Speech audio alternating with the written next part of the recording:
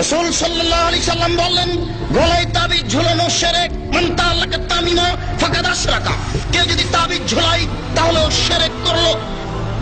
রাসূল সাল্লাল্লাহু আলাইহি সাল্লাম বলেন, মান আতা আরাফান ফাসালাহু ফাসাদ্দাকা বিমা কালা লাম তুকবাল লাহু সালাতুন 40 লাইলা। কেউ যদি কোনো গণকের কাছে যায়, তারপর গণককে কিছু জিজ্ঞাসা করে, আমার টাকা হারিয়ে গেছে দেখেন তো, বা এই জিনিস হয়েছে একটু দেখেন তো, তার বলা কথাকে যদি বিশ্বাস করে, আল্লাহর নবী বলেছেন 40 দিন তার ইবাদত কবুল হবে না। রাসূল সাল্লাল্লাহু আলাইহি ওয়াসাল্লাম বললেন, মান হালাফা লিগাইরিল্লাহ ফাকাদ আশরাকা। কেউ যদি আল্লাহ ব্যতীত অন্যের নামে কসম খায় তাহলে শিরক করলো। কেউ যদি আল্লাহ ব্যতীত অন্যের নামে কসম খায় তাহলে শিরক করলো। কেউ যদি দুই চোখের কসম খায় তাহলেও সে মুশরিক। কেউ যদি মায়ের কসম খায় তাহলেও সে মুশরিক।